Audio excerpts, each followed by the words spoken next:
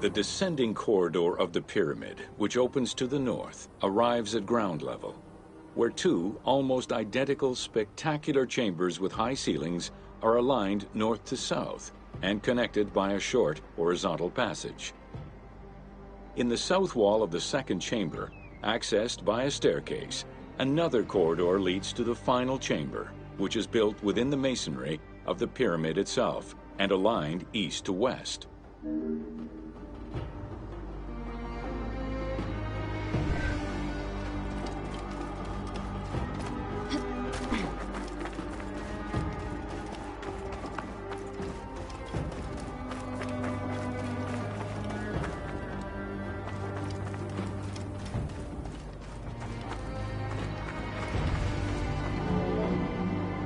The annexes of the Red Pyramid consist of a small funerary temple located to the east. A causeway presumably ran due east from the temple, but it has yet to be excavated.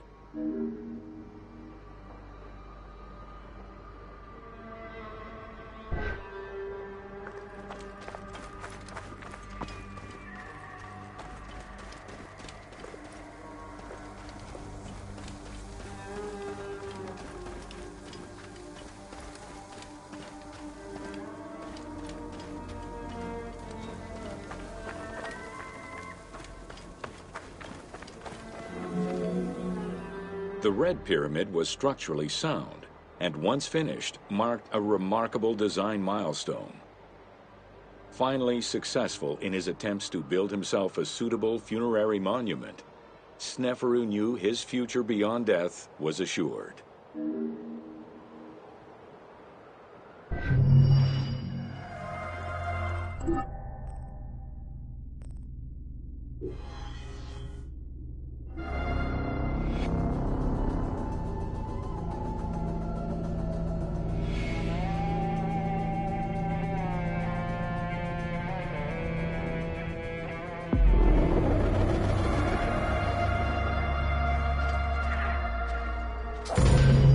Welcome to Pyramids of the Middle Kingdom.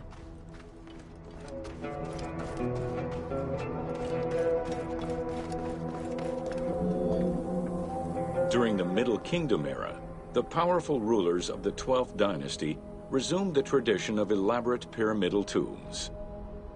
For example, Amenemhat I built a funerary complex in Lisht, and Senusret II selected the Elahun site in the Fayum. Amenemhat II and Sesostris III, however, cast their favor towards Dashur. Amenemhat III built a pyramid there as well before moving to Hawara in the Fayum.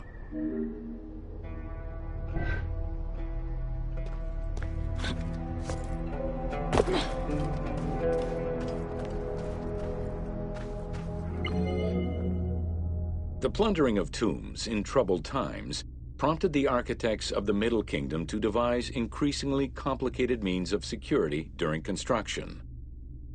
As such, while the architectural plans of the Hawara pyramid were simpler than the one at Dashur, the means used to protect it from looters were much more elaborate. Beyond the use of blind passages and concealed trapdoors, the architects relied on a system of stone slabs, which were slid into place at the end of construction. These massive stone slabs were meant to permanently block the passageways leading to the funerary chambers.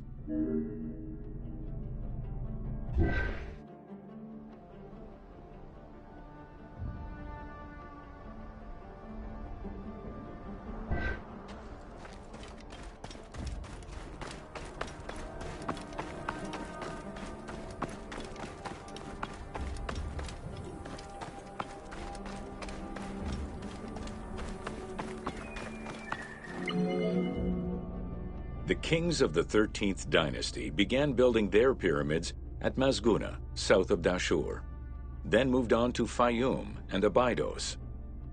The kings of the 17th dynasty, however, satisfied themselves with crowning their cave tombs with small pyramids of raw brick. The kings of the 18th dynasty gave up the shape of the pyramid as a royal tomb entirely. They chose a mountain with a pyramidal shape in the Valley of Kings and dug their graves there.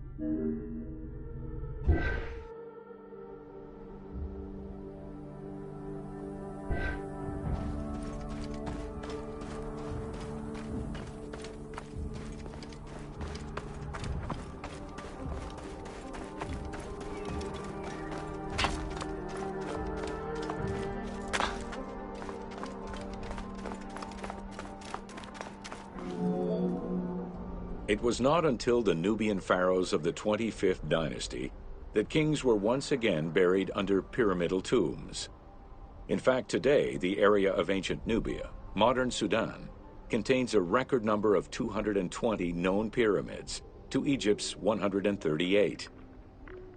Despite their slow decline in use and quality, pyramids continued to fascinate all and sundry up to the Roman era.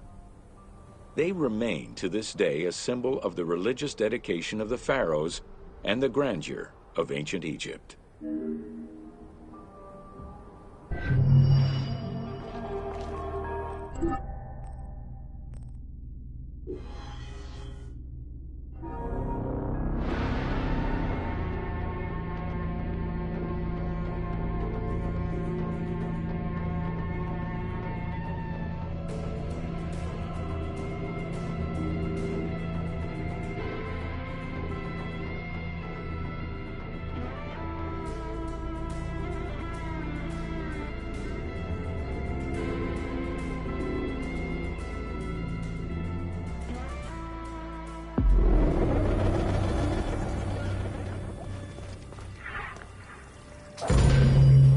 Welcome to an overview of the Giza necropolis.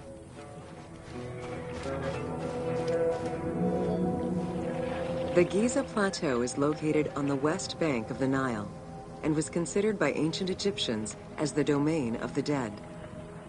The pyramidal complexes found there were built over the span of 3 generations, during the reign of Khufu, Khafre, and Menkaure.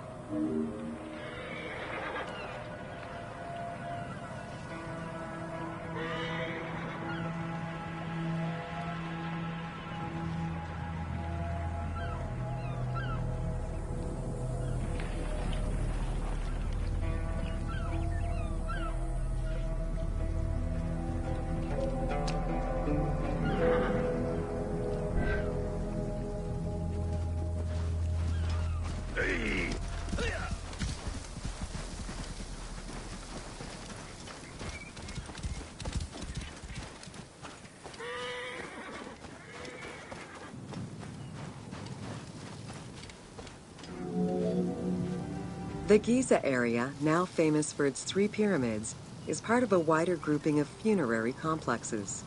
Rulers from this period generally elected to be buried in the area.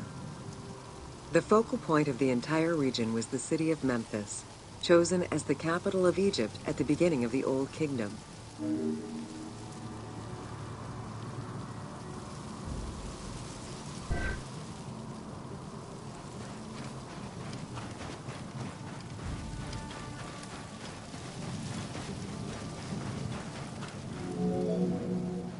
The placement of the Giza monuments, and particularly that of the pyramids, followed a practical yet strict alignment. First, they focused on cardinal points, and then they accounted for the natural geology of the plateau.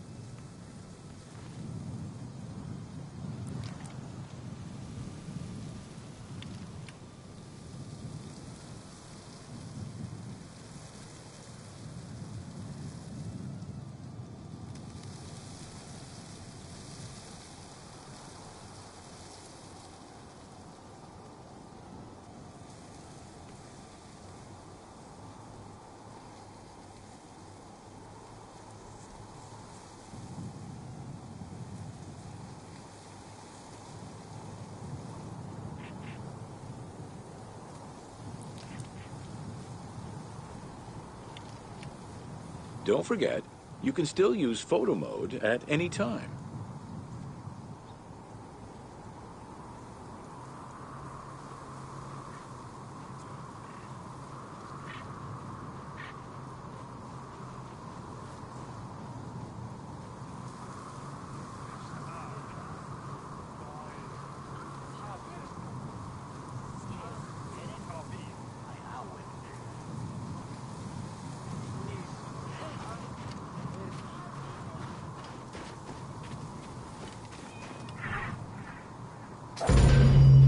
Welcome to The Riddles of the Sphinx. A sphinx was originally meant to be a personification of the king. The human head, wearing pharaonic regalia, was fused with the body of a lion, thus sharing the qualities the powerful animal possessed, namely its power, the swiftness of its attack, and its majestic authority. By these very virtues, it was also considered a symbol of protection. Unsurprisingly, statues of sphinxes could be found along the dromus, protectors of the path taken by the gods to reach the temples.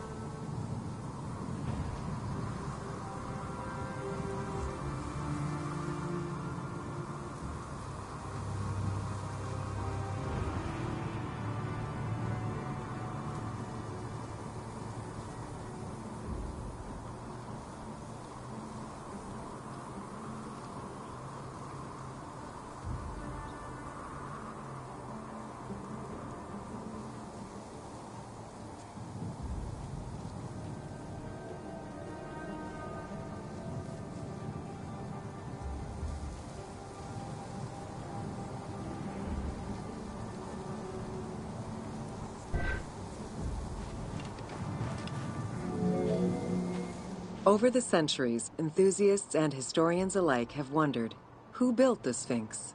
For what purpose? And who does it represent? These questions remain unanswered. Several theories do exist, however, some more credible than others. One theory supposes that Jedefre chose to pay homage to his father Khufu by building the Great Sphinx of Giza. The stone temple on the eastern face of the Sphinx would have been added later on by his brother and successor, Khafre, in order to strengthen the divine worship of their father. It would be the first Egyptian temple oriented with the sun.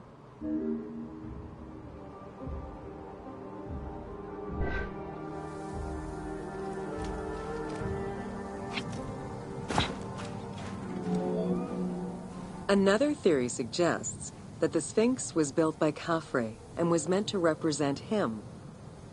The arguments to support this hypothesis are based on the fact that the limestone beds used for the main work of the Temple of the Sphinx are geographically and architecturally similar to the Valley Temple of Khafre. Some believe that Khufu himself built the Sphinx, which was later finished under his successors, Jedefre and Khafre.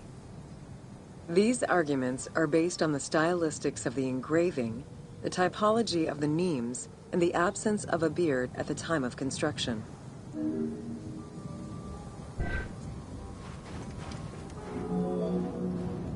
While ancient Egypt as a whole leaves a rather monochrome vision of its monuments and statuary, it is vital to understand that in ancient times, absolutely everything was painted.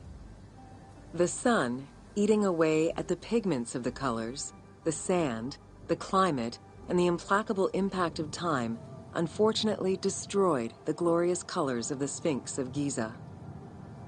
Documents from an Arab Egyptologist of the 12th century, Abd al-Latif al-Baghdadi, indicate that traces of red were still visible in his time. Today, however, the only color that remains are traces of red close to the ears of the Sphinx, as well as hints of blue and yellow on the nemes, traditional colors for that type of headdress. The pigments for the color red were man-made, obtained by mixing different products such as clay, quartz sand, and very finely crushed hematite.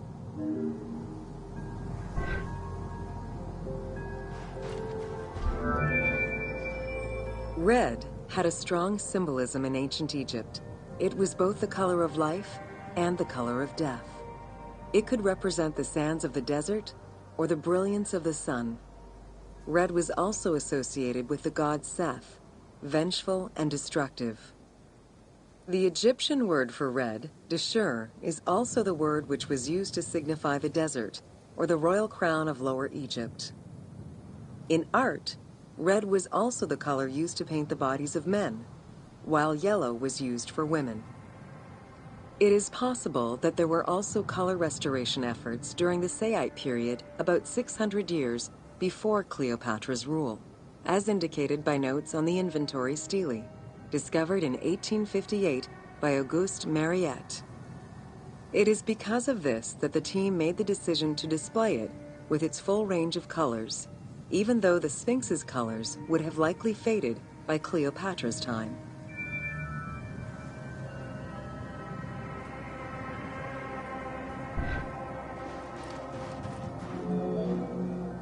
Dating from the 4th dynasty, approximately 2600 to 2500 BCE, the Great Sphinx of Giza is the oldest and largest sphinx that we know of. Carved from a natural limestone outcrop, the Sphinx measures 19.8 meters in height, 73.2 meters in length, and 14 meters in width.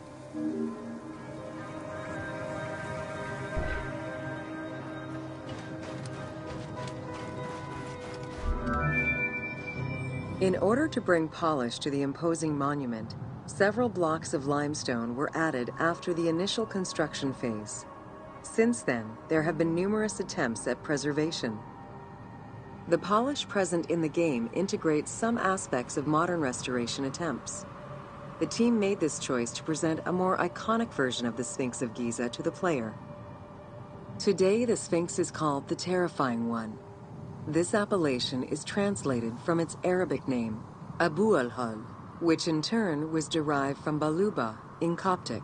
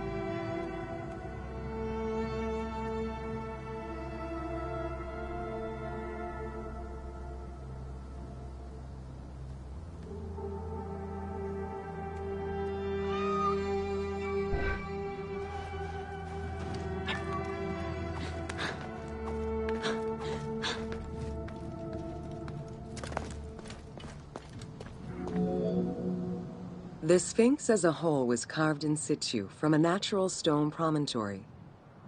Its head was built in a limestone peak of the Mukutam Plate, and the body was sculpted in the underlying rock layer where it is located. The degradation of the Sphinx is due in particular to wind erosion and the different quality of limestone used in its construction. The level of sodium contained in the groundwater which abuts the stone is also a contributing factor.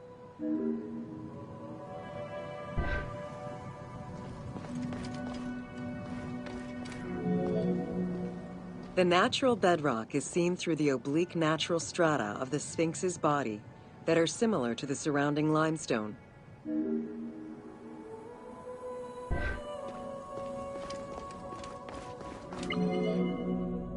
Since antiquity, people have always believed there was a hidden tomb deep within the Sphinx. It is thought that attempts to plunder the Sphinx began as far back as the First Intermediate period. Since then, numerous attempts to pierce the Sphinx's secrets have been carried out, leaving indelible scars upon the monument.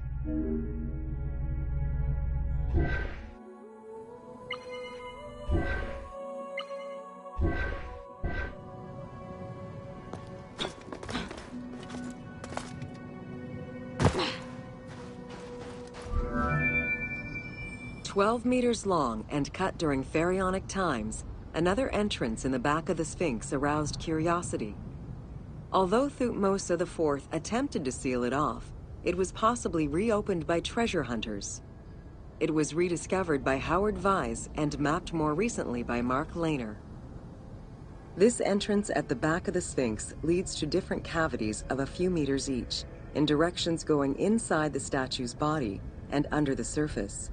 The team has used this opportunity to extrapolate a little more.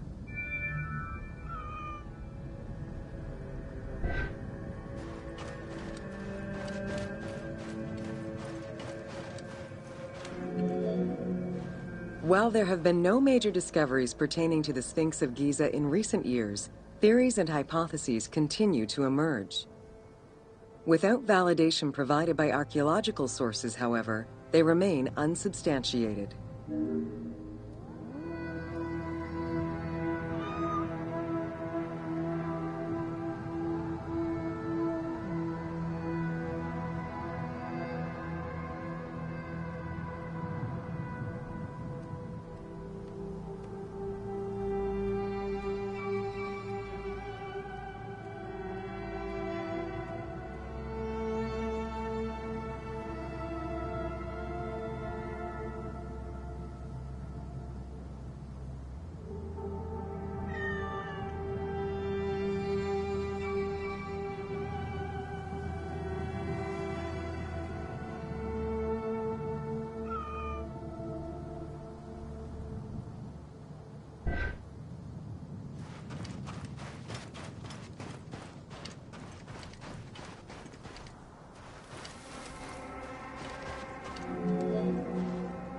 The first of the main theories as to the Sphinx of Giza's meaning posits that the Sphinx was originally a massive representation of the god Anubis.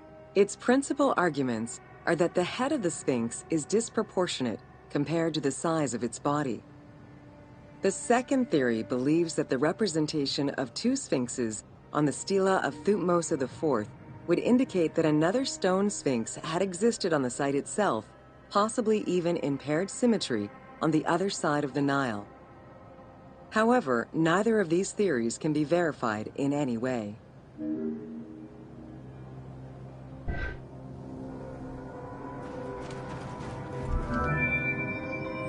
Several scientific projects using new technologies have been put in place in the past decades. The most important was led by Mark Lehner and his team, who specialize in the study and survey of the Giza Plateau, including the Sphinx site.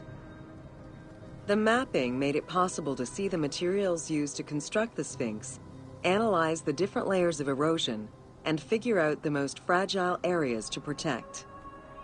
After a few attempts at giving the Sphinx artistic proportions, the team instead decided to use photogrammetry mapping to faithfully reproduce the proportions of the Sphinx.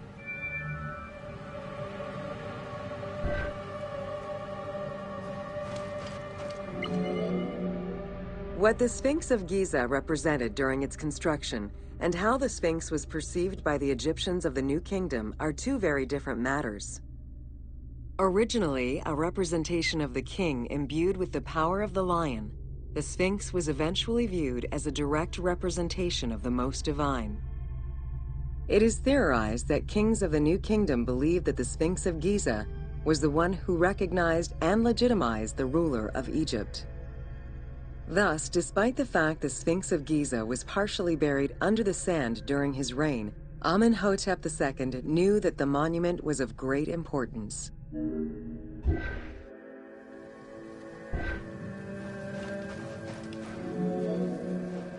Amenhotep II built a second temple dedicated for the Sphinx as Horemakhet to pay homage to Khufu and Khafre, his predecessors. It became a common habit for this dynasty to spend time with their royal courts at the Sphinx. Its sanctuary became known as Setepet, the Chosen.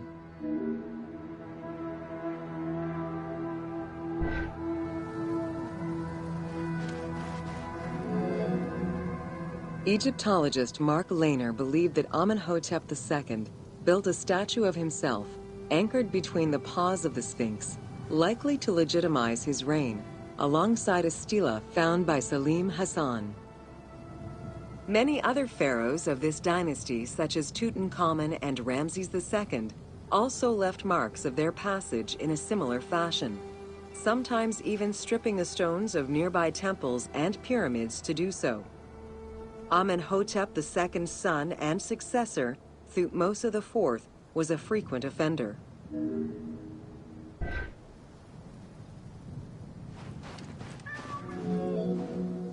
While sleeping between the Sphinx's paws, the future Thutmose IV saw in a dream the god Horemakhet proclaiming his coming accession on the throne of the two lands.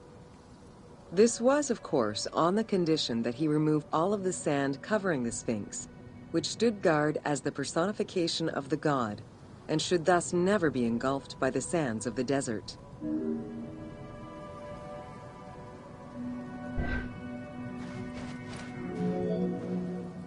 The 15-ton dream stela built by Thutmose IV to commemorate his dream was discovered by an Italian Egyptologist, Giovanni Battista Caviglia, in 1818, when he undertook the task of freeing the Sphinx from the sand, which had yet again covered it. Caviglia was looking for an entrance into the structure of the Sphinx, but instead he discovered an open-air chapel and stelas between the paws. Ashes from a ceremony were still present. Protected by sand, they quite possibly were from the last ceremonies in Roman times.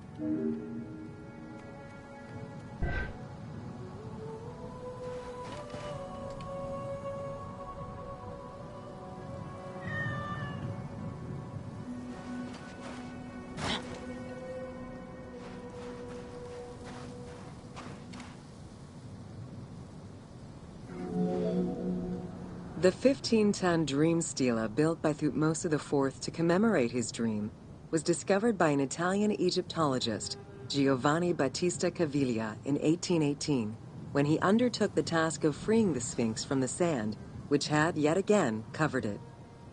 Caviglia was looking for an entrance into the structure of the Sphinx, but instead he discovered an open-air chapel and stelas between the paws. Ashes from a ceremony were still present. Protected by sand, they quite possibly were from the last ceremonies in Roman times.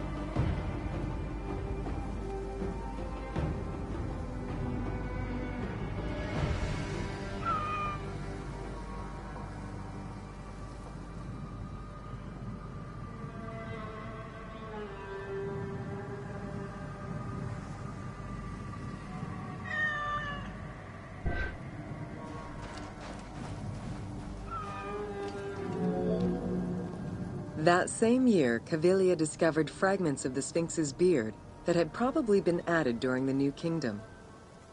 If many of these pieces are held by museums in Cairo, a fragment is displayed at the British Museum, along with a piece of the uraeus that was on the Sphinx's headdress. It is believed this fragment of beard was possibly kept in place thanks to the statue of Amenhotep II, which was supposed to be located under the head of the Sphinx.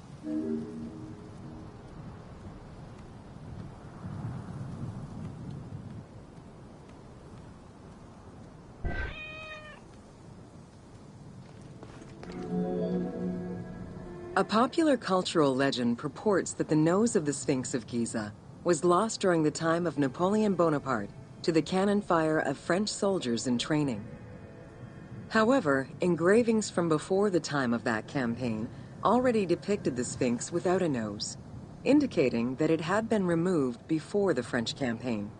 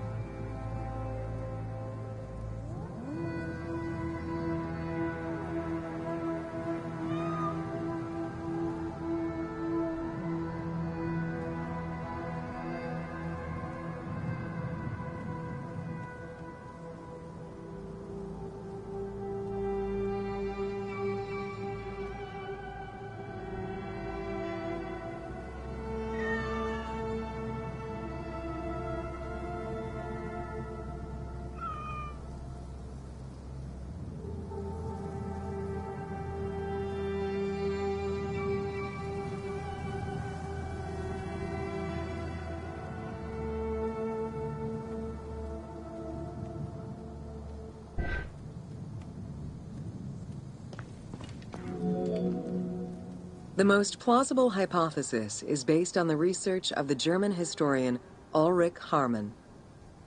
During the 1980s, Harman compiled medieval sources written by Arab authors.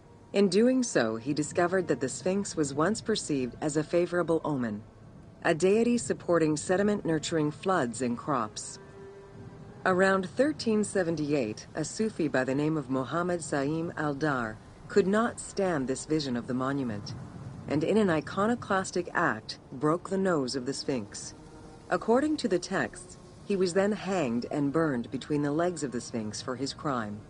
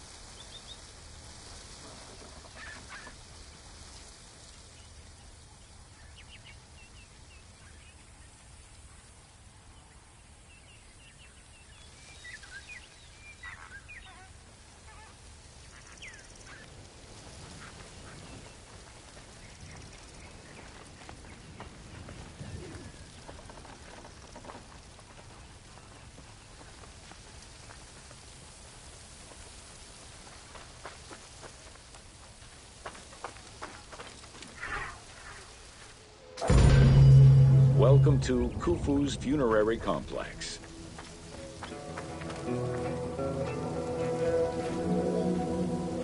The Valley Temple was the first architectural component encountered when one entered the funerary complex. It was considered the official entrance of the tomb and mixed the structural components of both a temple and a portico. Khufu's Valley Temple shows evidence of a basalt pavement, letting us know where the portico portion of the structure was located. Such a partition is believed to symbolize both the subterranean and solar aspects of the afterlife.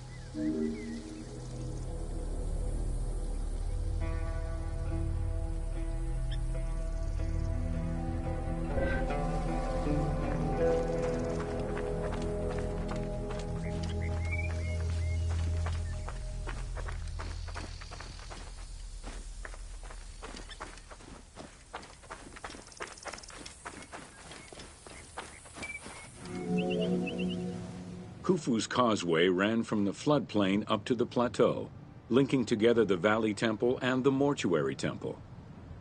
A traditional causeway presented itself as a paved path, enclosed by walls and often roofed.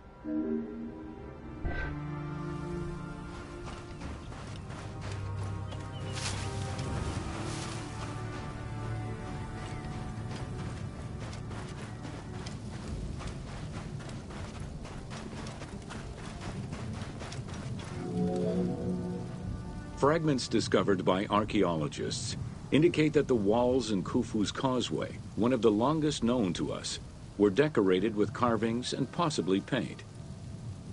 Depictions show a great variety of themes: stars on the ceiling, accompanied by scenes of battles on the walls. Other engravings depicted the creation of the complex by illustrating craftsmen at work.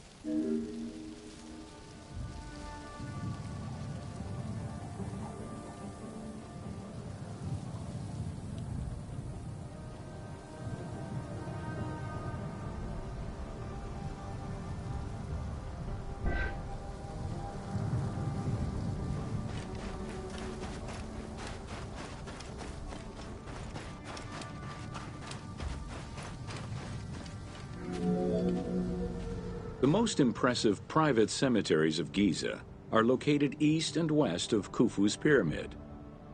The Eastern Cemetery was reserved for members of the royal family, while the Western Cemetery was mostly set aside for various court dignitaries. In both areas, private tombs, also known as mastabas, were aligned and laid out methodically in streets and avenues. This arrangement was probably an attempt at recreating the king's court for the afterlife.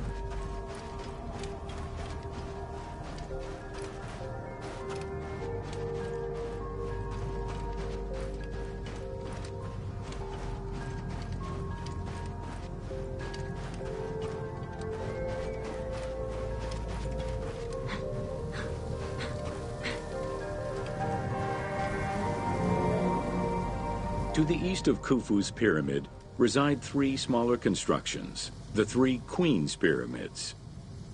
A sloping passage led from the ground surface to a burial chamber, cut out of the bedrock and lined with masonry. If it seems quite certain that these monuments were intended for Queen's burials, the identity of the original occupants is hard to assess.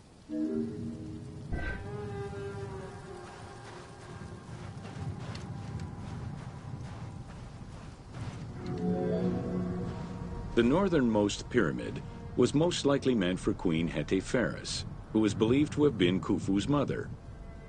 However, in 1925, her actual tomb was discovered nearby by accident. It was hidden at the bottom of a deep masonry pit in an underground chamber. Within the concealed chamber, Egyptologists discovered the most complete royal funerary equipment dating from the Old Kingdom, though her body was missing.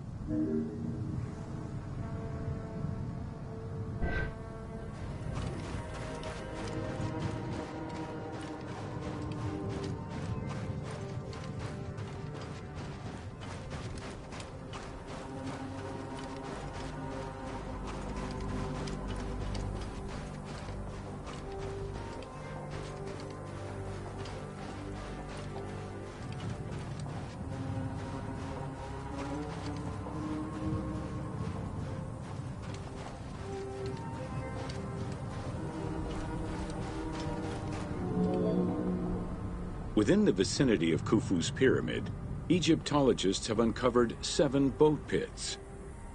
The exact function of such boat-shaped pits remains unconfirmed, though one can easily conjecture that it was symbolic in nature.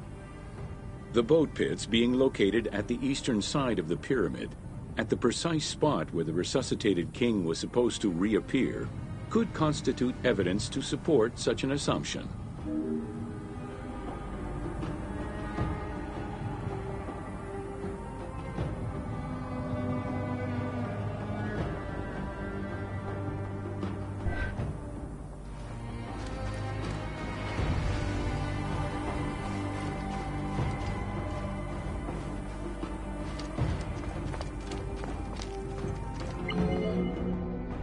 The 2 southern boat pits, each covered by a roof of huge limestone slabs, were discovered in 1954 by Kamal al-Malak, an Egyptian Egyptologist. Only one of them had been opened. 1,224 boat parts made of cedar wood were retrieved one by one and patiently reassembled by the master restorer Ahmed Youssef. This process took 28 years. Youssef worked by following lines of mortise and tenon joints and by stitching parts together with vegetable ropes, all in order to keep the design as authentic as possible.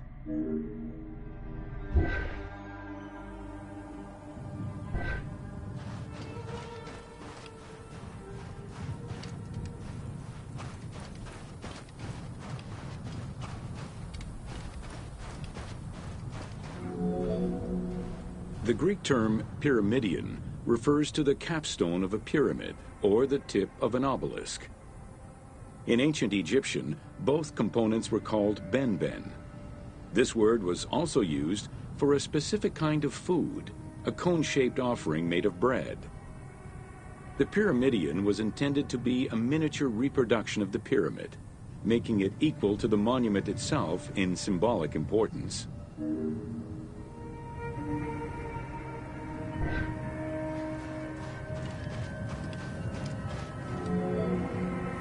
A few pyramidia have been retrieved from pyramidal complexes. The earliest, found in Dashur, is undoubtedly a good example of Old Kingdom's pyramidia. It is made of limestone and has no inscriptions. Some engraved pyramidia were recovered from private funerary chapels.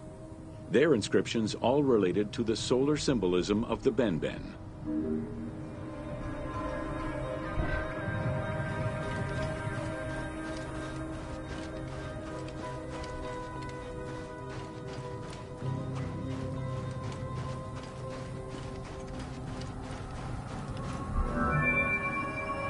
The pyramidia of the pyramids of Giza were never recovered. the reconstitution you see in the game is fictive, incorporating a golden pyramidion bearing inscriptions relevant to Khufu.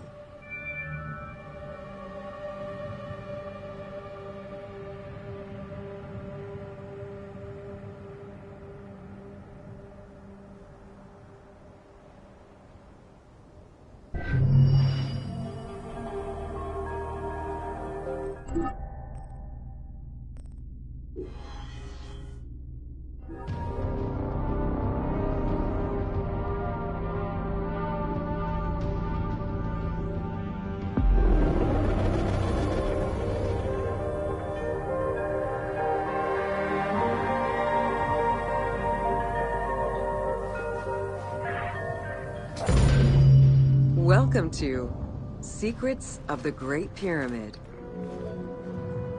Built around 2550 BCE, the Great Pyramid of Giza is considered one of the most iconic structures of Egypt. It is the biggest of the pyramids and the only one of the 7 wonders of the ancient world still standing. The numbers associated to the Great Pyramid of Giza are impressive. A workforce of over 20,000 people, 6 million tons of stone, and 20 years of construction. It was a massive undertaking for a pharaoh's tomb.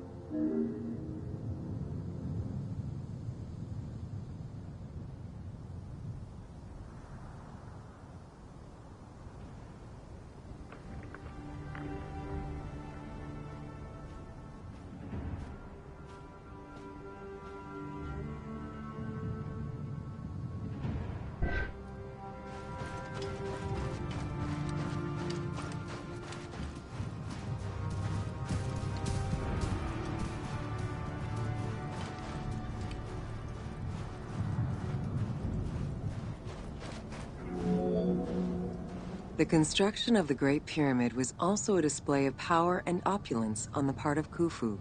It is part of the pharaoh's vast funerary complex, which also includes 2 temples, 3 satellite pyramids, a causeway, and a builder's necropolis.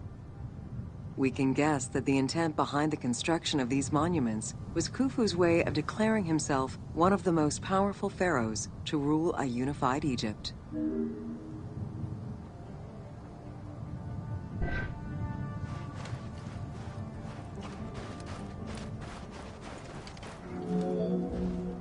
New insights into engineering and ancient Egyptian culture are still being revealed over 4,500 years later.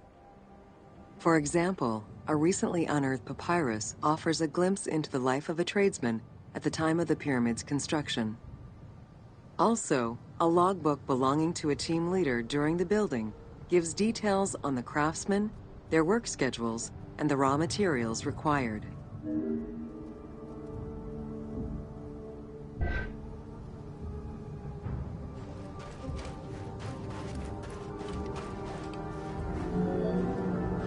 It is interesting to note that by Cleopatra's time, the pyramid's celestial purpose, its construction, and the function of its mysterious inner chambers was already unclear. Today, it is only through dedicated research that we have begun to grasp some of the Great Pyramid's mysteries.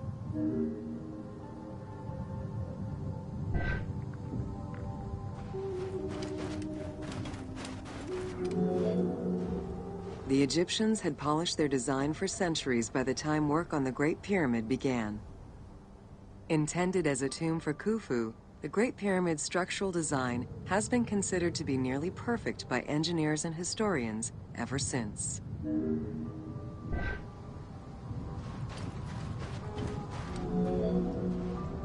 Precisely oriented north-south to the 4 cardinal points of a compass, the length of each side of the Great Pyramid at its base was 230 meters, and its original height was 147 meters. The pyramid is a mere 0.05% error away from being a perfect. In order to achieve the shape of a true pyramid, the design required many considerations in the planning phases as well as precision during execution. It was especially critical that they control the angle of inclination on all sides at every stage of construction.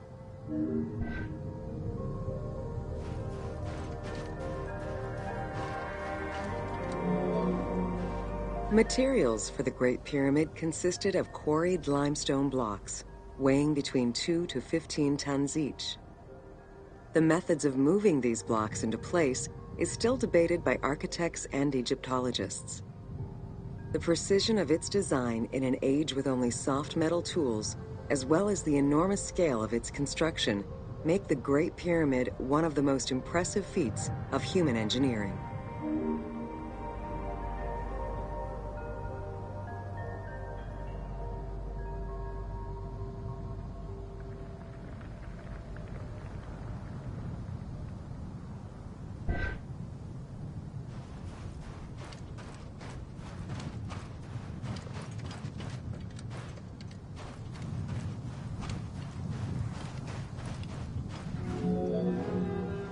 It's estimated that it took between 600,000 and 2 million blocks of stone to build the Great Pyramid.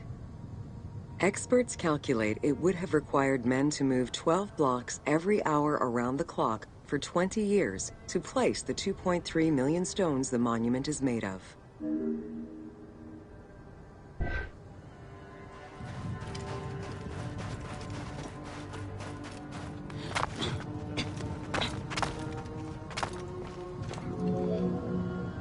While the interior chambers were built with red granite from Aswan, most of the pyramid was made from local limestone, weighing between 2 to 15 tons per block.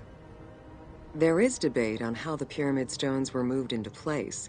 Recent research is exploring the idea that it was built around a large interior ramp.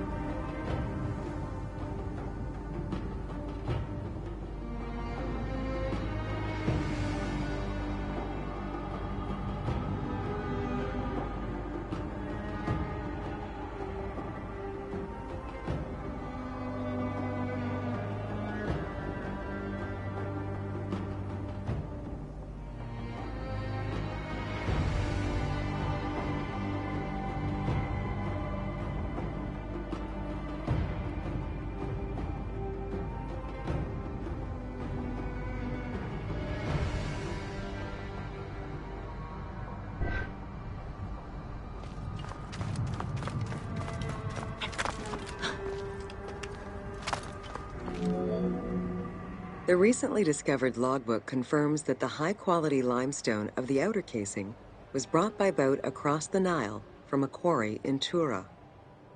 Once complete, the smooth white polished stone of the Great Pyramid would have reflected the sunlight like a beacon, earning it the name the Horizon of Khufu.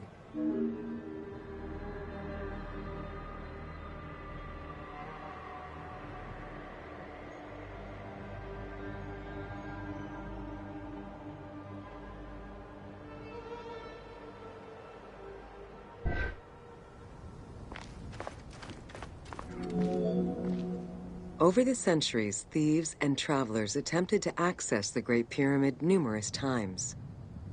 Ancient writings describe details of its interior, proof that some made their way within, though who gained entrance first and when is unknown.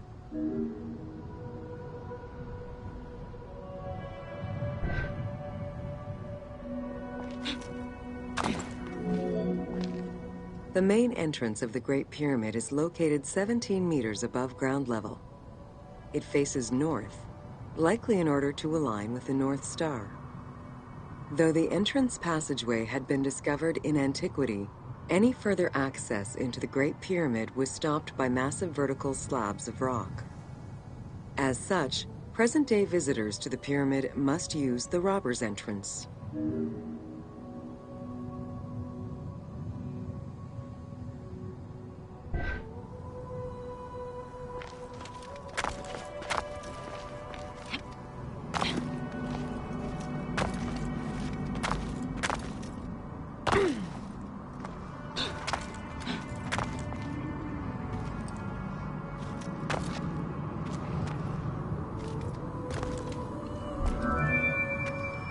The robber's entrance is reported to have been opened in the 9th century by Caliph al-Mamun. In search of treasure, the Caliph had his men dig their way inside the Great Pyramid.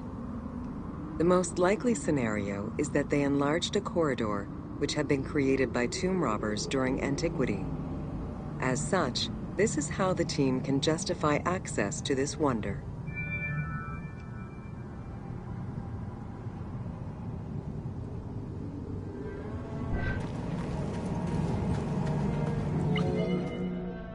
Attempts to gain entry to the Great Pyramid and uncover its potential secrets continued throughout the centuries. In the 19th century, the belief that another entry existed at the south side resulted in a hole being blasted into the pyramid's side, with no results for the damage that was done. While the search is still ongoing today to uncover more hidden rooms and passageways, conservation is the primary concern of all such efforts.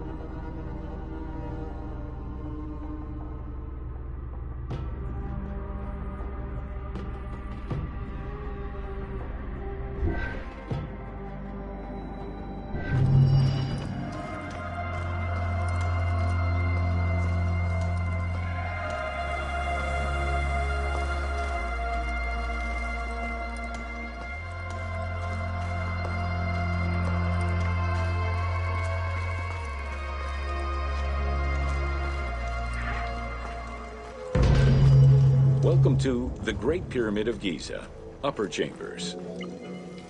At the entrance of the ascending passage are 3 granite flagstones estimated to weigh up to 25 tons each. They were used to protect the Great Pyramid from thieves. Undaunted by the granite blocks, the thieves simply dug into the softer limestone around them, thus creating the robber's entrance.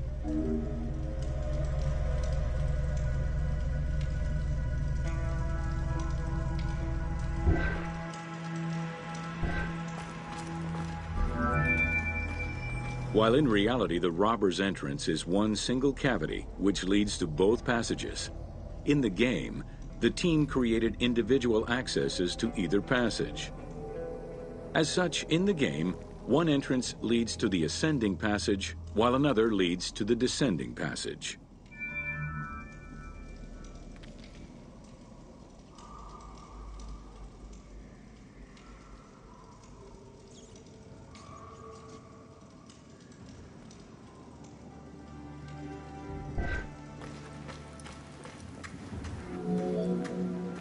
The ascending passageway of the Great Pyramid provides a direct path into the Grand Gallery and is accessed 30 meters from the entrance along the descending corridor. Both corridors have similar dimensions and are designed with the same 26-degree incline.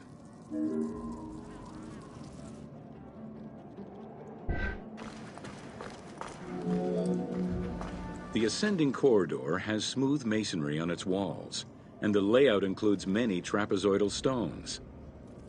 Both the floor and ceiling of the passageway indicate that the passage was enlarged, possibly during or after the funeral, to allow workers room to move granite blocks meant to plug the corridor.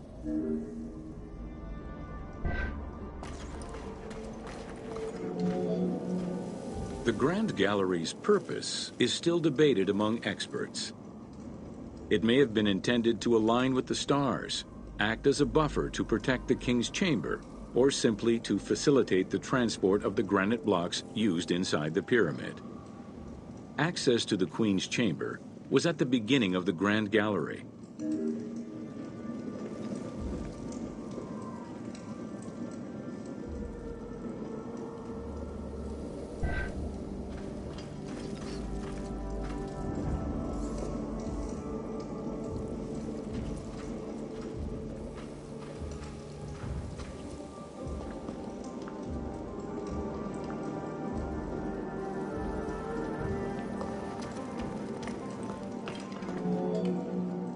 Though this room is referred to as the Queen's Chamber, it is believed that there was no queen buried here. Based on their knowledge of earlier pyramids, Egyptologists believe it was more likely intended as the king's serdab, a chamber meant to contain the Ka statue, which would in turn house the king's spirit.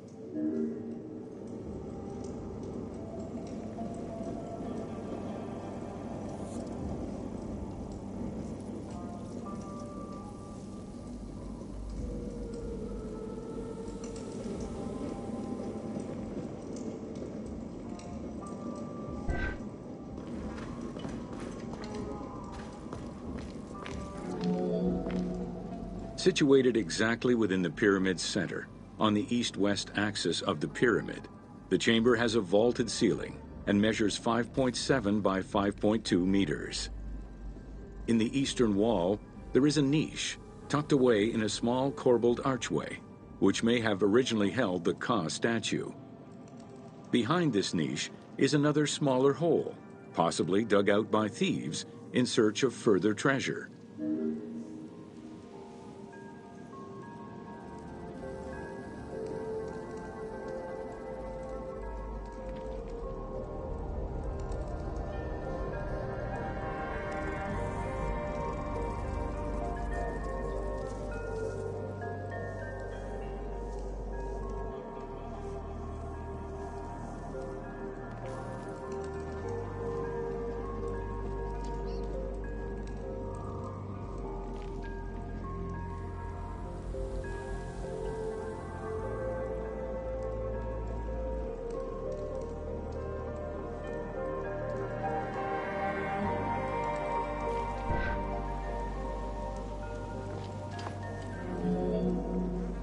In the 19th century, two shafts were found running through the north and south walls.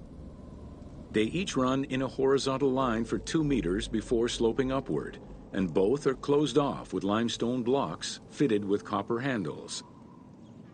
Whether they were intended as ventilation shafts for workers or a celestial connection for the pharaoh's spirit is unconfirmed.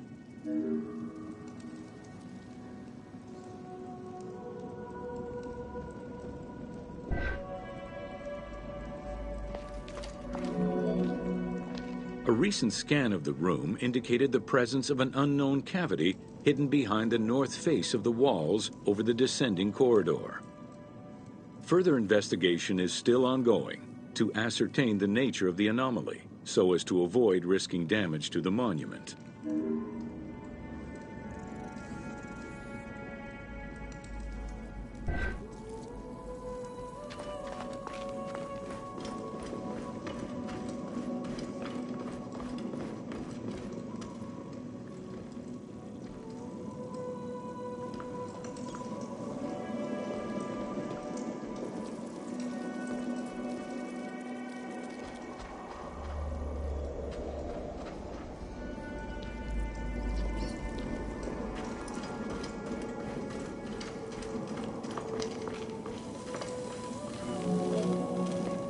Khufu's architects were possibly influenced by earlier rhomboidal pyramids when designing the gallery.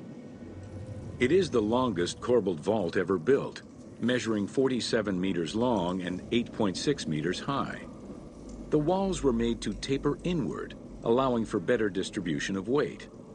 As a result, the ceiling measures just over a meter wide at its highest point. Though this construction technique is present in other pyramids, few have the same precision and stability.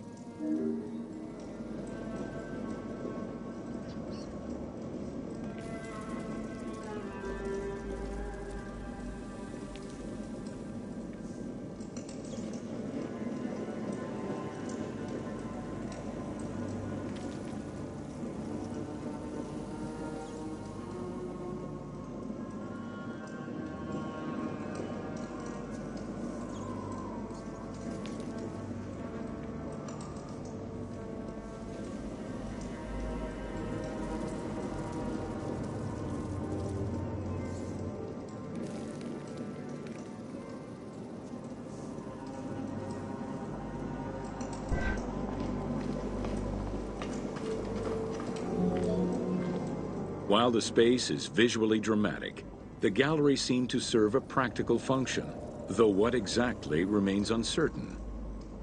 Still, the wall design was undoubtedly meant to contribute to the stability of the structure, and its floor may have helped workers move the materials. A channel runs along the middle of the room. A movable floor originally rested in this central recess. The raised benches on either side are equipped with slots that may have been used to help position the granite blocking stones.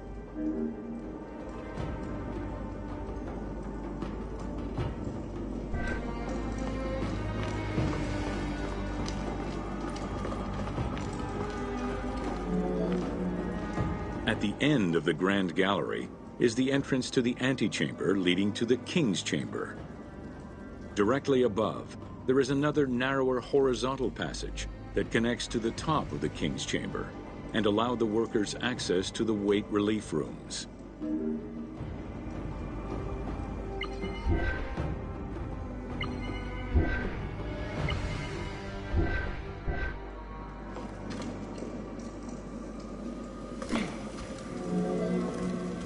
The far end of the Grand Gallery leads to a small antechamber with a portcullis, preventing access to the King's Chamber.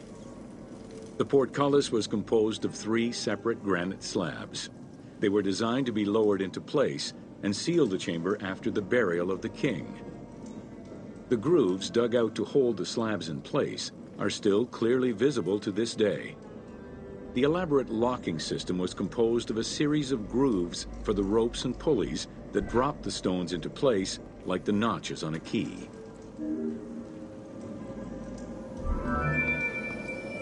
For the purposes of the game, the team elected to remove the portcullis slabs in order to grant the player access to the King's Chamber. In reality, workers would have backed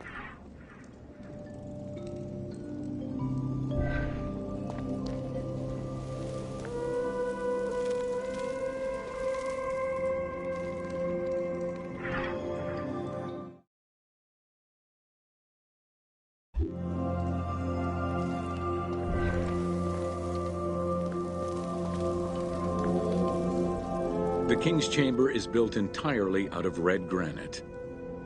The King's Chamber measures 5.8 meters in height. It has an imposing cover of 5 stacked levels above, with granite beams weighing 25 to 40 tons each. The uppermost level is surmounted by a vault of stones, arranged in chevrons to bear the enormous structural load.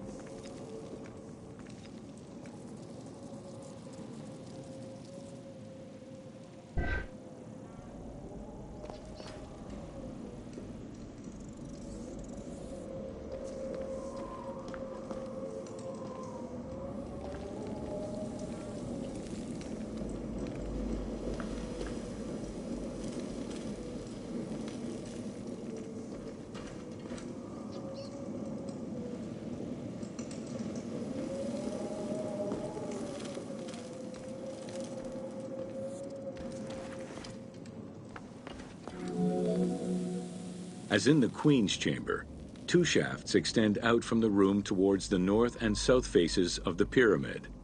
They measure nearly 64 meters until they are blocked by copper-handled granite plugs.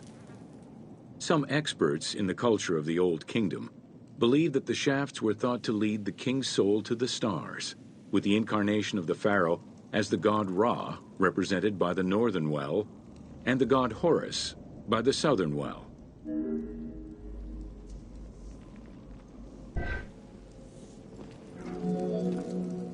There is a granite sarcophagus at the west end of the room, but it is the concealed construction inscriptions left by workmen on the roof's stones which verify this as the resting place of Khufu. The sarcophagus was recorded as being empty when it was discovered, and its design indicates that there was once a lid in place. It's possible that this sarcophagus is only a cenotaph in memory of the pharaoh, but was never actually meant to receive the body.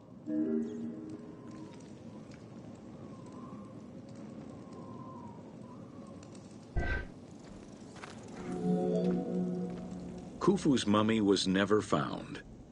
It is hoped that as of yet undiscovered hidden rooms and shafts of the pyramid may provide an answer as to its location.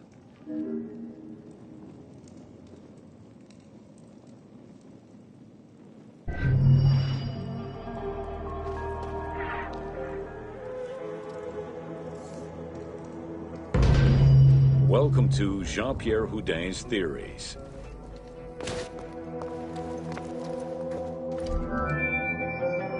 The team wanted to provide players with a sense of exploration and discovery, particularly within the Great Pyramid. As such, a decision was made that the internal design of the monument in the game would reflect Jean-Pierre Houdin's theories.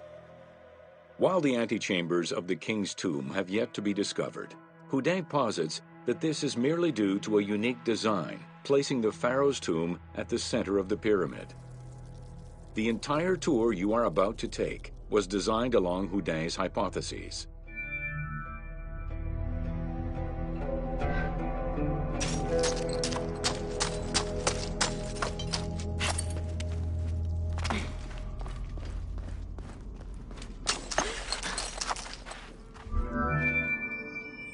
While respecting Houdin's hypothesis as to the general layout of the antechambers, the team wanted the contents to enhance the game experience.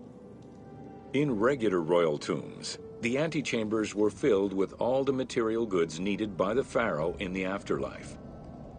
To support the feelings of discovery and awe, the art team created a unique and fantastical treasure in this second antechamber.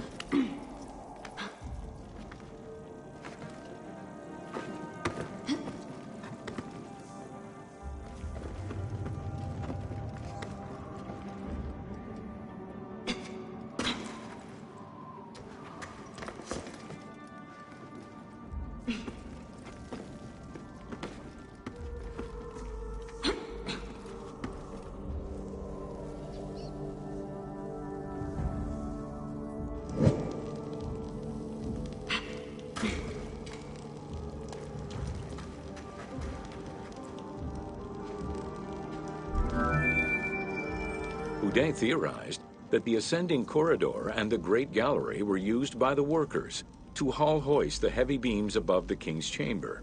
He called it the service circuit. The corridor you are in now was created by the team following Houdin's theory and is referred to as the noble circuit. It is through this corridor that the wooden sarcophagus containing the pharaoh's mummy would have been transported to its final resting chamber.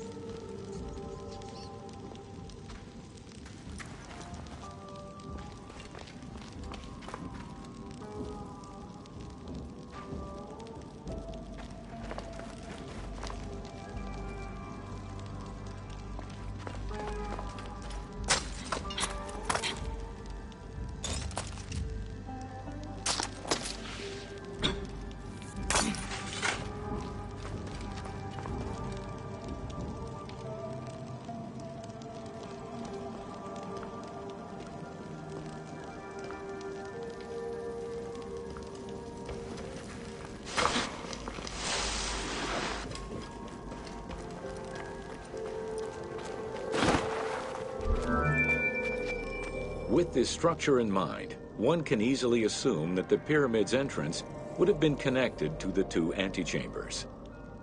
Modern research has revealed that a cavity might be located behind the north face chevrons of the pyramid. As such, the team chose to create this area for the player to explore. Here is where Houdin believes that the priests and nobles would have exited the pyramid after the burial ceremony.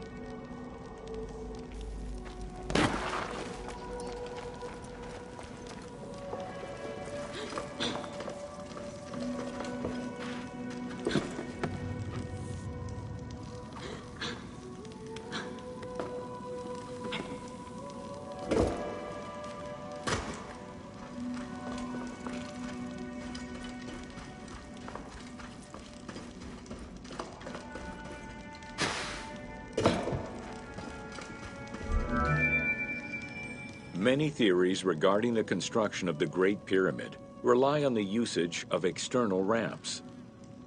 However, Houdet believes an external ramp would have been too steep for the upper portion of the pyramid. This is why he posits that there were two ramps. An external ramp for about half of the height of the pyramid, which then became an internal ramp for the second half.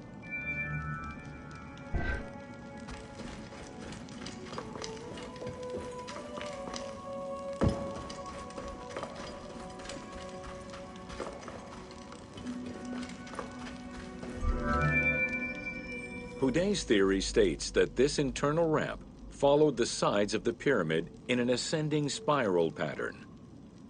A notch discovered in the edge of the Great Pyramid, known as Bob's Room, seems to support this theory. Located at the corners of each edge of the pyramid, these large rooms would have allowed workers to turn the stone by 90 degrees, allowing them to continue the ascent. The team chose to create rooms such as this one, bringing Houdet's hypothesis to life.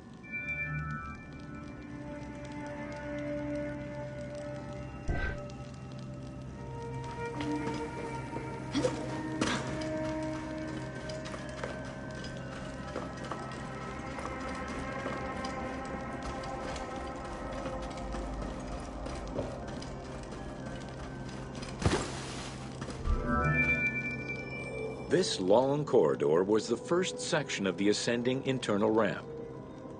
Through it, the blocks used to build the Great Pyramid would have been carefully moved upward and then turned at each edge of the pyramid in order to continue their ascent. Though the team only created the main ramp for the game, Houdet posits that this ramp had two levels, allowing workers to return safely to the bottom thanks to an additional corbelled upper section.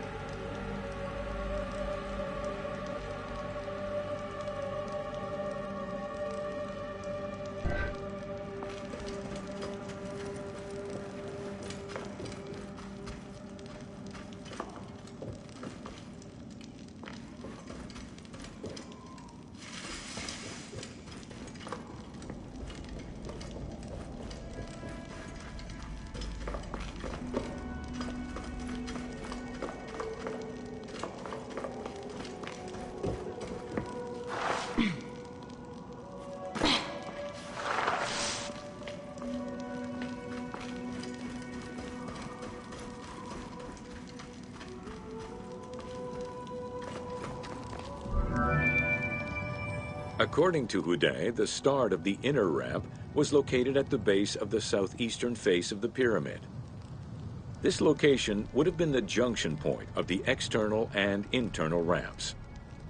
Below us, workers would have built the lower part of the pyramid with the external ramp before eventually switching to the internal ramp for the middle and upper sections of the pyramid. At that time in the process, they could have reused the material of the external ramp to fill the center of the pyramid, hauling the stones in through the internal ramp.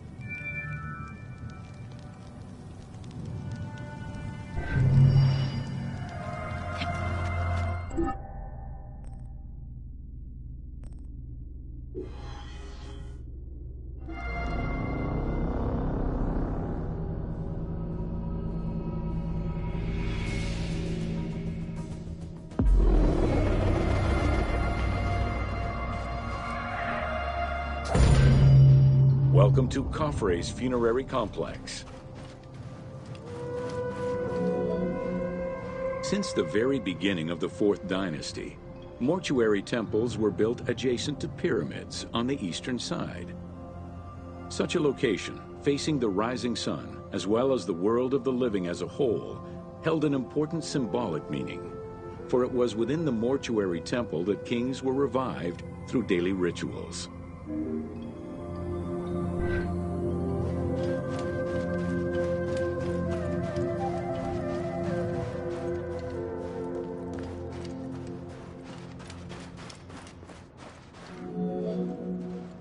In its standard form, a mortuary temple was divided into two parts: a front area which consisted of a vestibule and a courtyard, and an area in the back, where all sacred elements were located. The back of the temple incorporated several essential features, including an inner sanctuary with a false door, which allowed the soul of the pharaoh to travel between the world of the dead and the world of the living.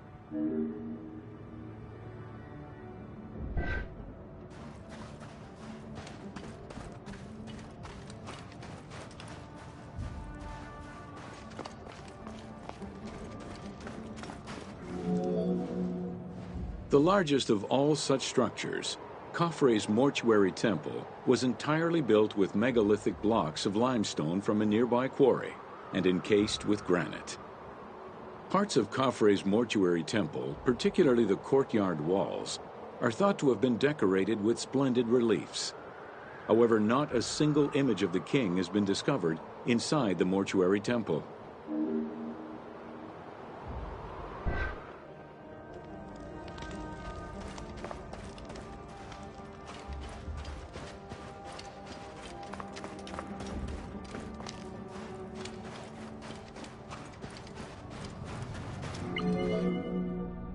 Khufu's direct successor, Jetafre, followed the custom which required each king to establish a new site for their funerary accommodation, and chose Abu Rawash as his last resting place. When the time came to build his own funerary complex, Khafre, also one of Khufu's sons and the successor to Jetafre, broke with tradition and returned to Giza. Not only did Khafre thumb his nose at tradition, but he did so in a way which he hoped would allow him to overshadow his father's most important monument.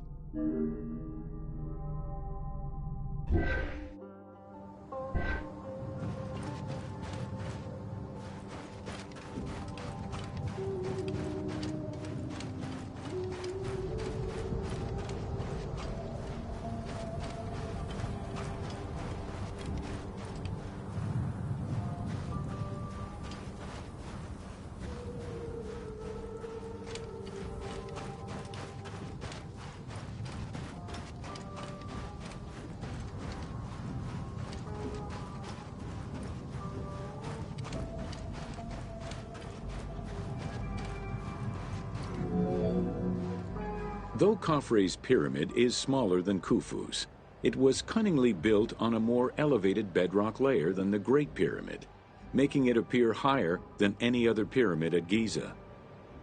Today, Khafre's pyramid is the only one among the three at Giza that still has the upper part of its limestone casing.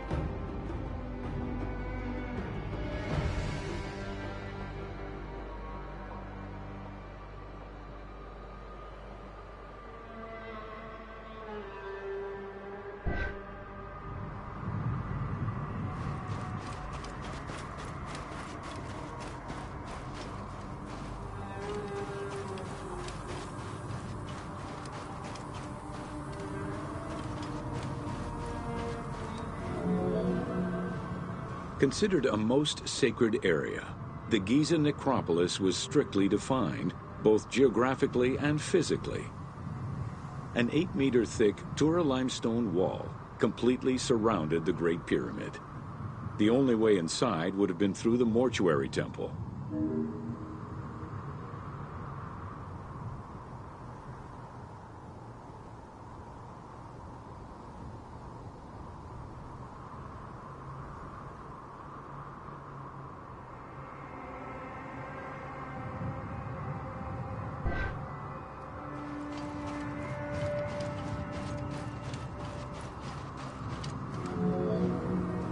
From the reign of Sneferu and onwards, the subsidiary pyramid became a common feature within the pyramidal complex. The function of the subsidiary pyramid, however, smaller in size and in height than the royal tomb, remains unclear, though some believe that it was meant to house the ka of the pharaoh.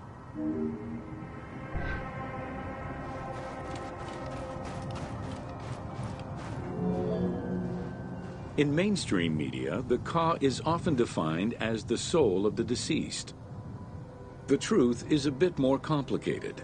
Within the ancient Egyptian funerary belief system, the ka was a component of a living person, which separated itself from the body at the time of death. It represented the deceased's vital essence.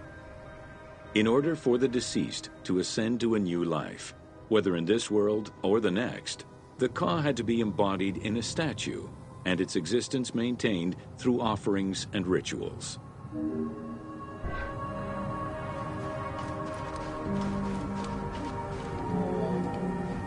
Within Khafre's subsidiary pyramid, a wooden box containing pieces of cedar was discovered by archaeologists. When reassembled, it turned out to be a shrine mounted on a sled. Just as with the solar barges found around Khufu's pyramid, it seems Khafre's shrine and sled were ritually disposed of after his funeral.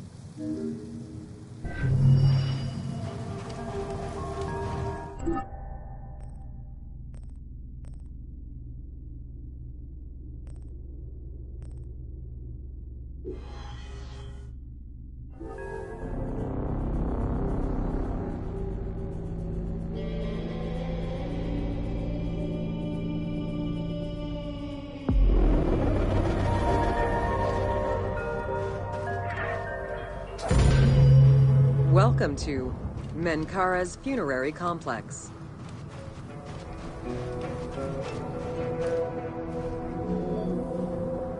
The dimensions of Menkaura's pyramid are much less grandiose. However, unlike its predecessors, Menkaura's pyramid shows a great deal of complexity in its internal and external finish. The outside was partially covered in red granite, while the internal walls were richly decorated. This latter innovation would not catch on until the end of the 5th dynasty, when pyramid texts began to adorn the walls.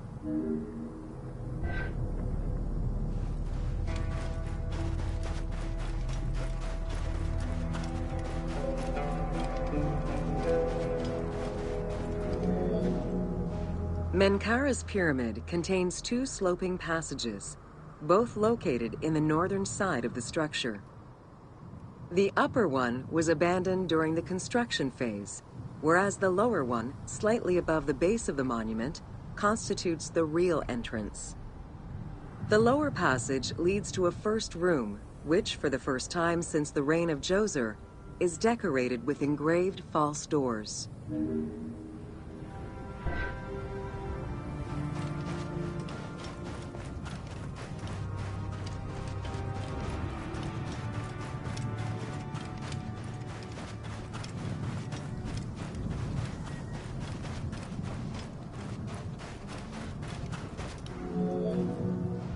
While Menkaura's pyramid complex was unfinished at the time of his death, it was hastily and somewhat shabbily completed by his successor, Shepseskaf. Even so, this funerary structure marks a watershed in the history of this kind of monument. From then onwards, the pyramid shrank, whereas the mortuary temple expanded both in its quantitative and qualitative aspects. Of particular note, it is within Menkaura's mortuary temple that one can find the heaviest block of limestone ever used for a pyramid complex, weighing in at over 200 tons.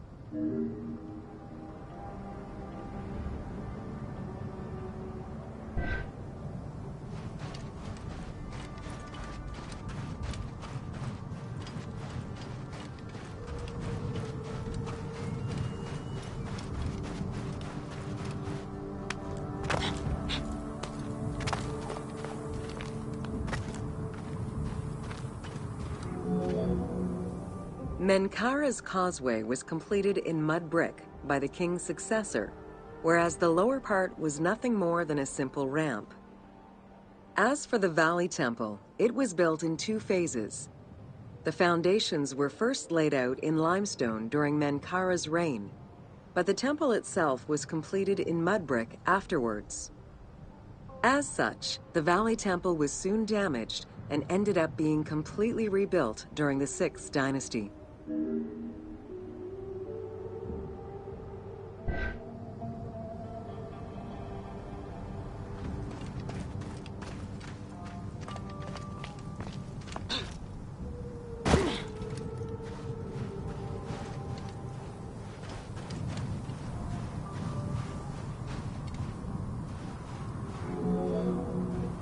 Three small structures, referred to as Menkaura's Queen's Pyramids, were erected along the southern side of the main pyramid. One of them was a smooth-faced pyramid, while the other 2 were more basic step pyramids. It is difficult to assess whether the latter were designed as such or were left unfinished with no casing to smooth out their surfaces.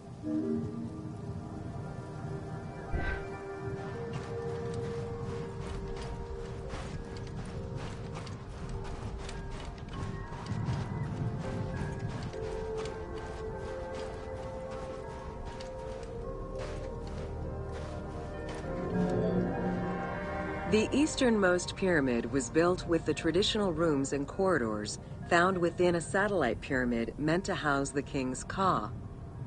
However, a granite sarcophagus was found within, leading to the conclusion that it was used as an actual tomb rather than as a symbolic cenotaph. Drawing on these observations, some assume that this pyramid was first built as a satellite pyramid for the king's ka, before seeing its purpose change to that of a queen's tomb.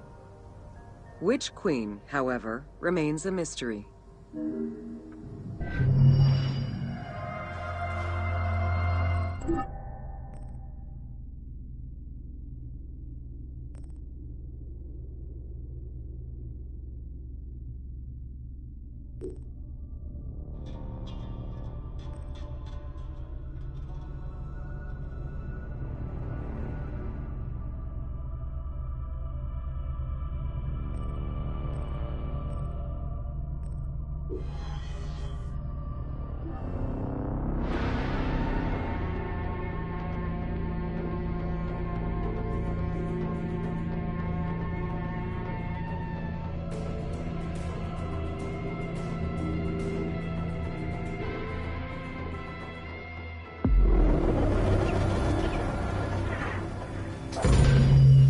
Welcome to Siwa.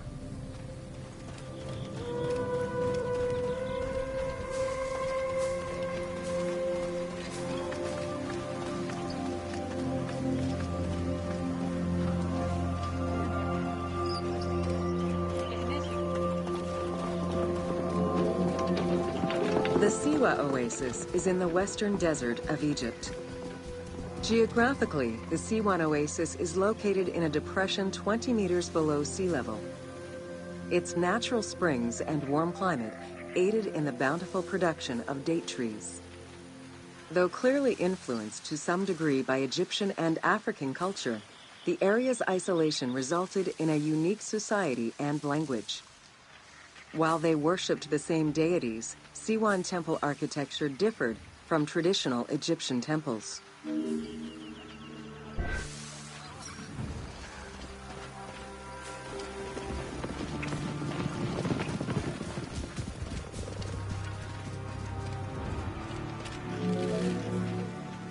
Kingdom Egyptians referred to the oasis as cauldron, due to its unique geographical structure. Oases were crucial for nomadic tribes and caravans. Without them, there was no chance of survival in an otherwise harsh landscape. As such, oases quickly became hubs for trade, as well as areas of political control.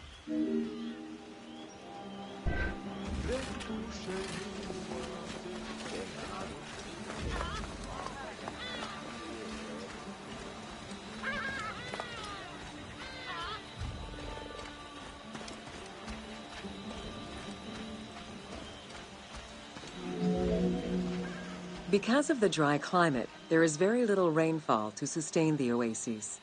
Instead, underground rivers flood the natural basins. Since many oases have a north-south orientation parallel to the Nile, some geologists suggest they were once tributaries of the mighty river. There is evidence that ancient Egyptians attempted to create some oases.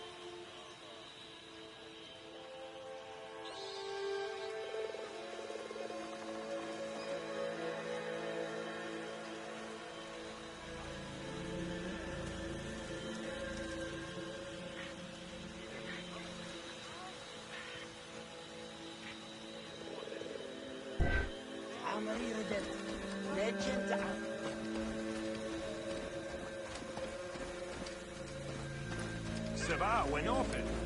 Herzlich.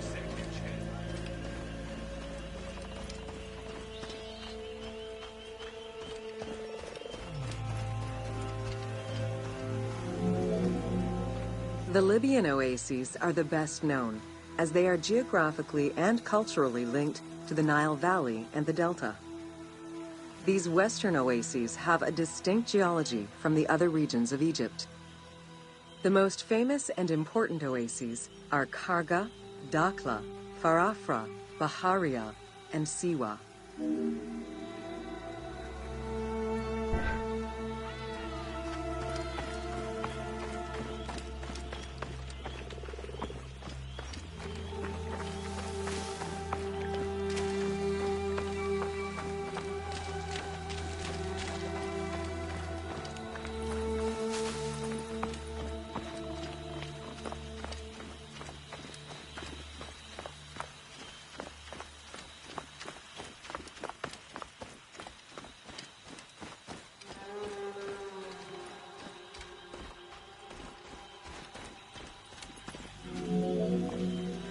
The Spring of the Sun is one of many thermal sources in Siwa, with the particularity that Cleopatra would have bathed in this one, giving it its name.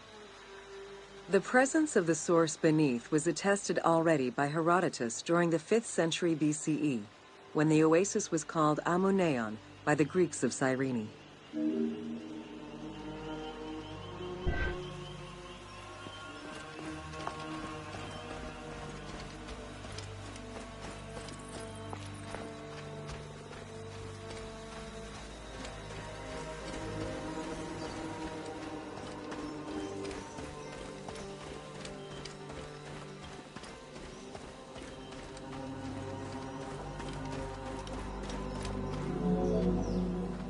Oracles predicted the future, delivered omens that could be more or less obscure, and offered divine guidance.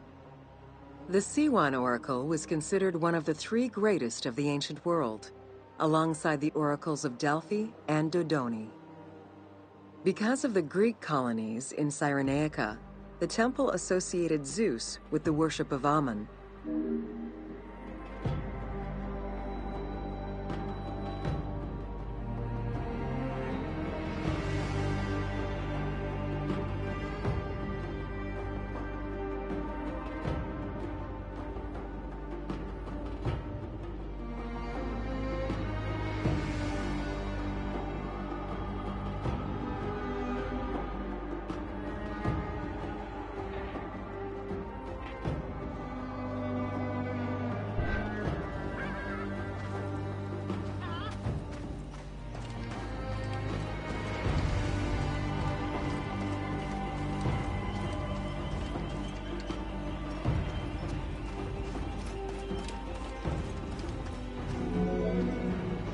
It is no wonder that Alexander the Great made the perilous journey to Siwa in order to consult the oracle, emulating the actions of mythical heroes such as Hercules and Perseus.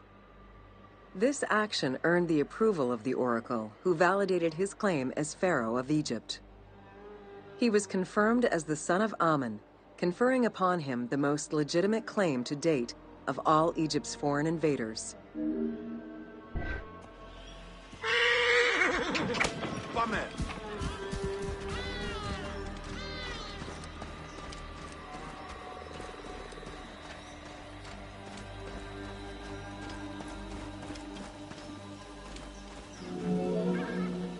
The powerful and the rich would send gifts or travel great distances in order to ensure their good fortune by gaining the blessing of the Oracle of Siwa.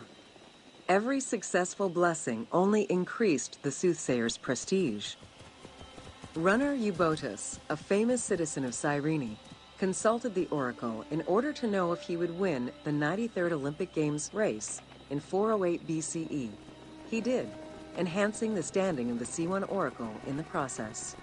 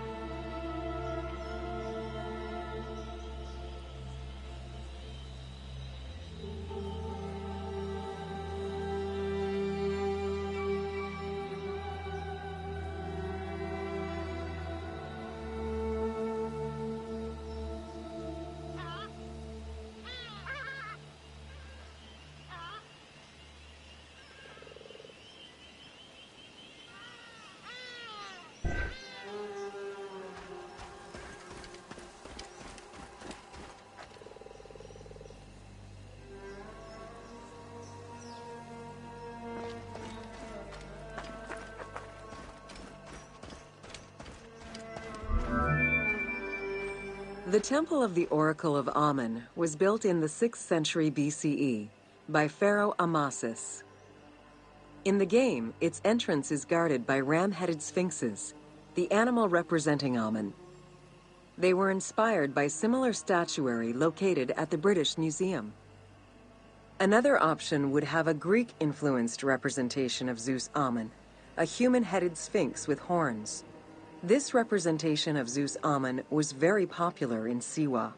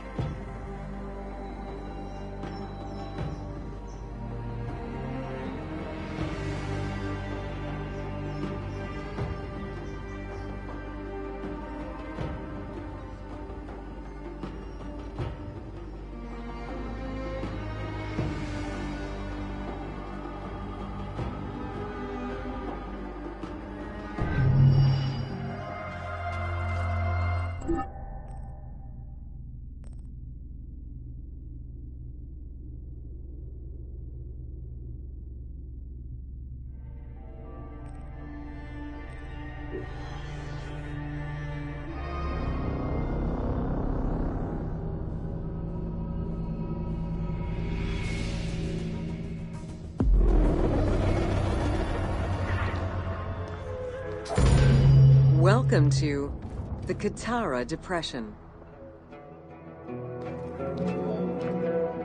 The Katara Depression is located in the northwest part of Egypt. Reaching 18,000 square kilometers, the basin is 133 meters below sea level and covered with salt. It is the second lowest point in Africa, after the Afar Depression.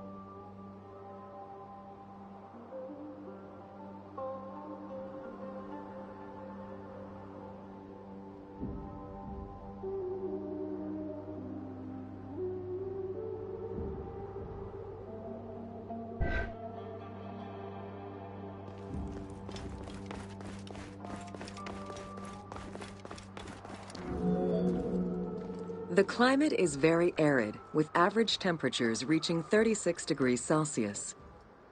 The famous Siwa Oasis is located on the protected southwestern region. Today, the Katara Depression is utilized for oil exploration.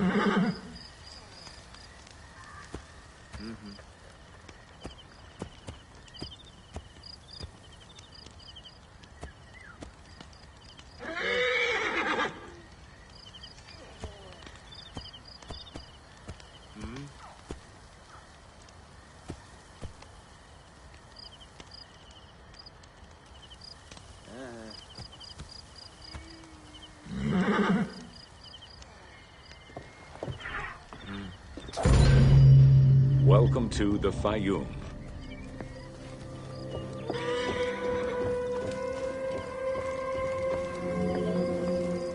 The Fayoum Oasis is an enormous basin in the western desert that formed from the Nile's overflow.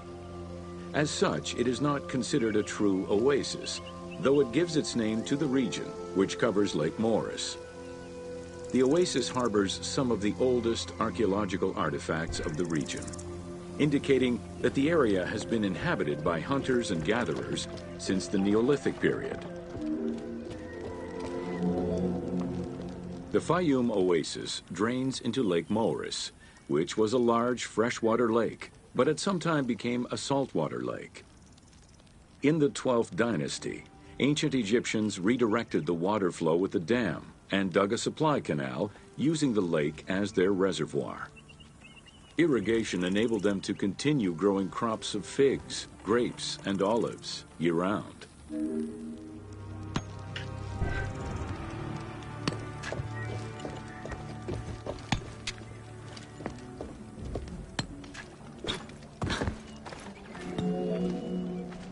Reed boats, feluccas, triremes, and kerkeros were the most commonly found craft within the landlocked waters of Egypt. They were used for various purposes, ranging from daily fishing, trade, warfare, and travel, to the ferrying of massive stone blocks used to build the great monuments of Egypt.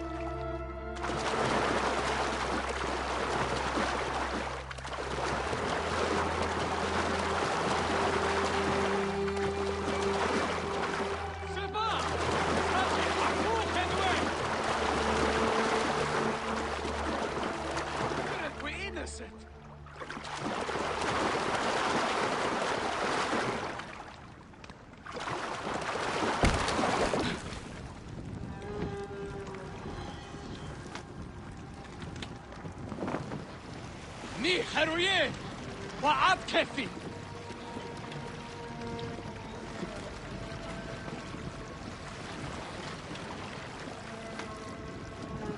خلي ينقو خاصنا.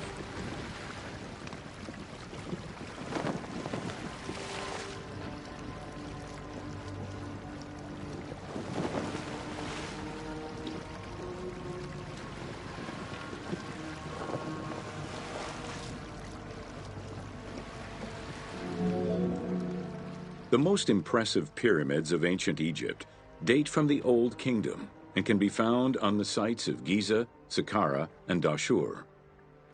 However, one particularly famous pyramid of the time is located elsewhere. During the Middle Kingdom, some pharaohs chose the Fayum as their final resting place. One such ruler was Amenemhat III. His pyramid left a mark on the imagination of antique chroniclers. They refer to it as the Labyrinth, mostly due to the vast mortuary temple complex at the foot of the pyramid.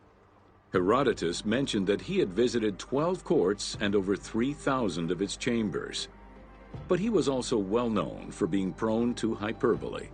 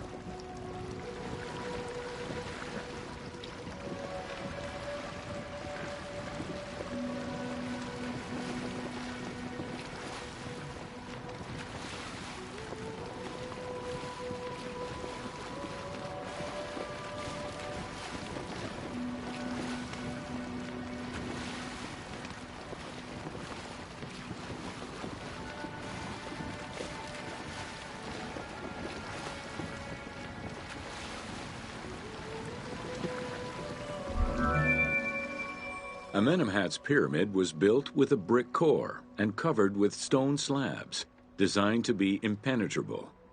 The burial chamber, made out of a single block of sandstone, is unique in its design.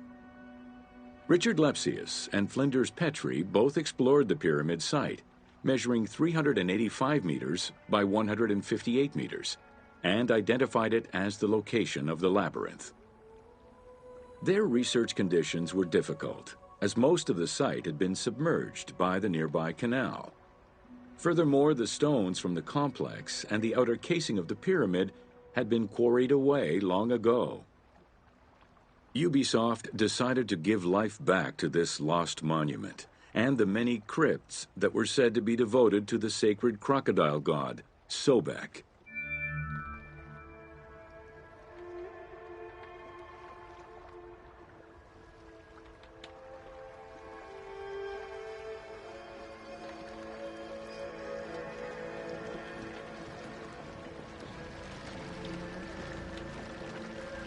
شعاني خبسك.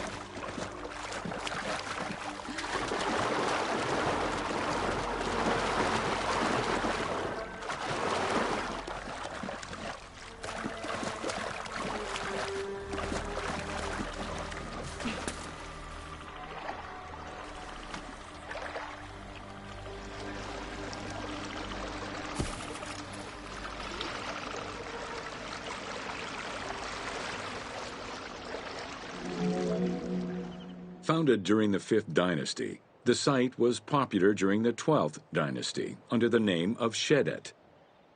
During the Ptolemaic era, the metropolis was named Crocodilopolis by the Greeks, in honor of the crocodile god Sobek.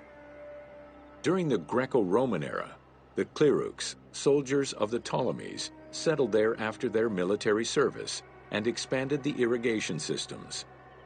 Irrigation and water distribution tripled the arable land, and turned the city into a lush and rich area. 27,000 inhabitants lived in its precinct at its height. The city's location was strategic in controlling the many small waterways connecting to the main canal, and thus the Nile.